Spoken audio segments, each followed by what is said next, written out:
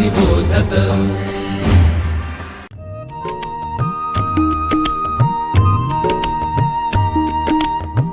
विवेकी अक्षर विवेकी लेखन सुश्राव्य वाचन श्रवणार्थ चरित्रे संस्कारी धीरवीर गाथा रम्य बालकथा अनुभवा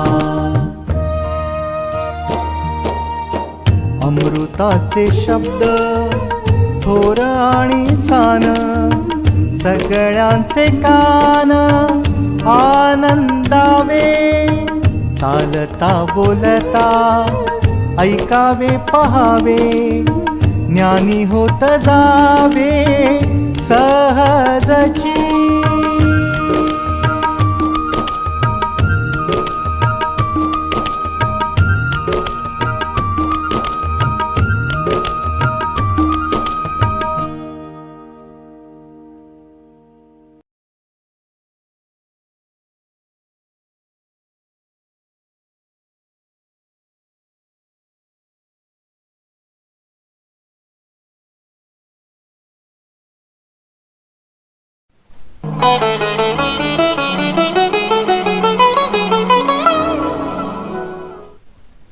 नमस्कार, मी रश्मी कुलकर्णी सेवा साधना या पुस्तकातील उतारा वाचते। जीवन मूल्ये। एकदा जीवित कार्य निश्चित झाले की त्याच्या पूर्ततेची योजना अस्तित्वात येते आणि त्यातूनच उदयाला येतात जीवन मूल्ये। अर्थात जीवित कार्याच्या दृष्टीने काय महत्त्वाचे आहे आणि काय नाही। अनेक चांगल्या गोष्टी नाकाराव्या लागतात, दोन चांगल्या गोष्टींमधून निवड करावी लागते। विशिष्ट कामांचे महत्त्व आणि तपशील निश्चित करावे लागतात। एवढेच नव्हे तर त्याचा प्राधान्यक्रमही ठरवावा लागतो। जीवित कार्य अधिक महत्त्वाचे बनते तर जीवन त्याचे केवळ साधन। कोणतीही कृती, संकल्पना किंवा दृष्टिकोन यांचे महत्त्व निश्चित करताना जीवित कार्यच मापदंड बनते। जीवित कार्याची पूर्तता करताना जीवन मूल्ये उदयास येतात। मानवी जीवनाचे ध्येय निश्चित झाले आणि आपल्या जीवित कार्याची दिशा माणसाला सापडली की त्यानुसारच तो आपल्या आयुष्याची योजना आखतो। माणसाला काही मिळवायचे नसेल तर प्रश्नच उद्भवत नाही, पण ध्येयाने झपाटलेला माणूस वेळ प्रसंगी प्राणांचीही पर्वा न करता सर्व संकटांशी सामना देतो। ध्येय मार्गावर वाटचाल करताना त्याच्या असे लक्षात येते की ध्येयपूर्तीसाठी उपयुक्त गोष्टी फारच थोड्या आहेत आणि इतर बऱ्याचशा गोष्टी चांगल्या असल्या तरी आपल्याला त्या सोडून द्याव्या लागतील। सर्व प्रकारची कामे करणे हे आपल्या आवाक्याबाहेरचे आहे हे आपण जाणतोच, म्हणून ध्येयाला सहाय्यभूत न ठरणाऱ्या गोष्टी आपण दूरच ठेवलेल्या बऱ्या। जीवन मूल्ये सर्वांसाठी समान नसतात, ती जीवित कार्य किंवा व्यक्तीच्या आकांक्षा याप्रमाणे बदलतात। ध्येयाशी सुसंगत अशा गोष्टींची निवड करताना प्रश्न उभा राहतो तो जीवन मूल्यांचा। कशाला किती किंमत द्यायची हे प्रत्येकाला ठरवावे लागते आणि हे करताना व्यक्ती कोणते निकष लावते हे महत्त्वाचे आहे, कारण एखाद्या गोष्टीकडे बघण्याचा प्रत्येक माणसाचा दृष्टिकोन वेगवेगळा असतो। परिस्थिती आणि उद्दिष्टानुसारही हे निकष बदलतात। एखाद्या परिस्थितीत जे योग्य तेच दुसऱ्या परिस्थितीत कदाचित अयोग्यही ठरू शकेल। वय, अनुभव आणि काळ यानुसार चांगल्या वाईटाच्या आपल्या कल्पना बदलतात। स्वामी विवेकानंदांना लहानपणी बग्गीवाला व्हावेसे वाटे, कारण त्यांचा बग्गीवाला बग्गीत सर्वात पुढे आणि उंच ठिकाणी बसत असे। घोड्यांवर त्याचे नियंत्रण असे। इतकेच नव्हे तर आपल्या वडिलांचे जाणे येणेही त्याच्या हातात आहे असे स्वामीजींना वाटे। उतारूंनी खचाखच भरलेली गाडी ज्याने हिरवा दिवा दाखविल्याशिवाय पुढे जाऊ शकत नाही, तो स्टेशन मास्तर मोठा की आपल्या एकूण वर्तनाला दिशा देणारे मुख्याध्यापक मोठे, असा प्रश्न मला नेहमी पडत असे। अशी एक कथा सांगतात की तुकोबा सदेह वैकुंठाला गेले। ज्यावेळी त्यांना नेण्यासाठी पुष्पक विमान आले तेव्हा त्यांनी आपल्या बायकोला तूही माझ्याबरोबर येणार का असे विचारले. पण तिच्या दृष्टीने 2 दिवसांनी विणणाऱ्या आपल्या गाभण म्हशीपुढे पांडुरंग किंवा वैकुंठ या गोष्टी क्षुल्लक होत्या. ती एक साधीसुधी बाई होती. तिच्या लेखी संसाराचे महत्त्व अधिक होते. अशा प्रकारे व्यक्तीच्या प्रेरणेनुसार तिची जीवनमूल्ये बदलतात. प्राधान्यक्रम निश्चित करणे आवश्यक असते. काय केलेच पाहिजे, काय करायला हवे, काय करणे शक्य आहे आणि काय करावे किंवा नाही हे आपल्या जीवित कार्याच्या संदर्भात समजावून घेतले पाहिजे.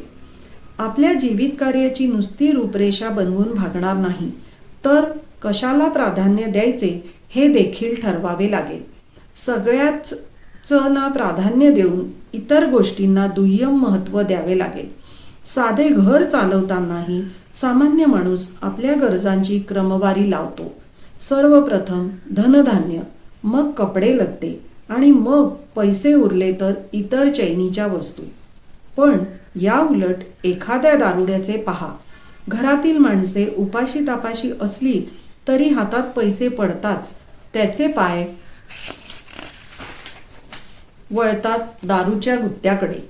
म्हणून जीवित कार्य स्पष्ट झाल्यावर माणसाने वेळ आणि शक्ती कशी खर्च करावयाची याचेही नियोजन केले पाहिजे. प्रत्येक जण स्वतःच्या दृष्टिकोनानुसार मूल्ये ठरवितो आणि तीच सर्वश्रेष्ठ आहेत असे मानून चालतो. एक राजा होता. त्याने एका साधूला प्रणाम करीत म्हटले की त्याग नेहमीच सन्माननीय असतो. प्रत्युत्तरादाखल साधूनेही राजाला प्रणाम करून म्हटले की आपला त्याग तर माझ्या त्यागापेक्षा असंख्य पटीने जास्त आहे. मी ईश्वराच्या प्राप्तीसाठी या यतकिश्चित नश्वर जीवनाचा त्याग केला आहे. पण आपण तर या छोट्याशा राज्यासाठी एवढ्या मोठ्या ईश्वरी राज्याचा त्याग केला आहे. त्यामुळे माझ्यापेक्षा आपणच सन्मानास अधिक पात्र आहात. हा साधू आणि राजा या दोघांनाही आपण श्रेष्ठतर आचरण करतो अशी धारणा आहे.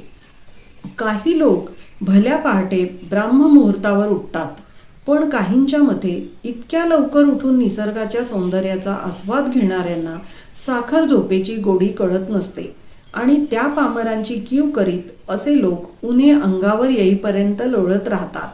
तात्पर्य असे की प्रत्येक व्यक्ती आपल्या पुढील आदर्श आणि प्रेरणा यानुसार आपली जीवनमूल्ये ठरविते.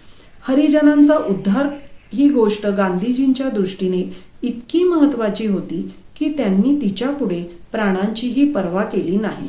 सामान्य माणसापुढे विचार असतो तो केवळ या जन्माचा, पण ध्येय वेडा माणूस मात्र ध्येय प्राप्तीसाठी शेकडो जन्म घेण्यासही तयार असतो. त्याच्या दृष्टीने महत्त्व असते ते ध्येय सिद्धीला. आयुष्य हे साधन मात्र असते. भगतसिंग, मदनलाल धिंगरा आदी हुतात्म्यांच्या आयुष्यात हेच सूत्र दिसून येते. माणसांचा दृष्टिकोन, संकल्पना, मनाचा कल यातून त्याचे वागणे निश्चित केले जाते. याच निकषावर त्याने आपल्या सर्व कृती तपासून पाहिल्या पाहिजे. एकदा जीवित कार्य स्पष्ट झाले की तत्क्षणी जीवनमूल्येही स्पष्ट होतात, यात काहीच शंका नाही. धन्यवाद.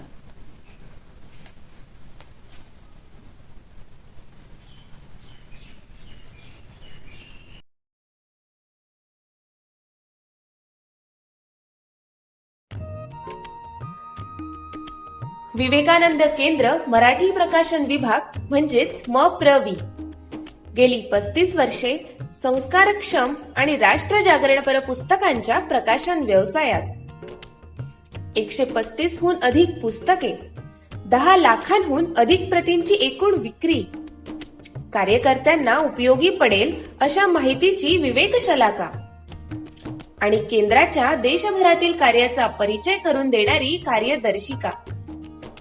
संपर्क अश्विनी हाईट्स, पहिला मजला, ग्राहक पेठेजवळ, टिळक रोड, पुणे 30. संपर्क क्रमांक 9881061686.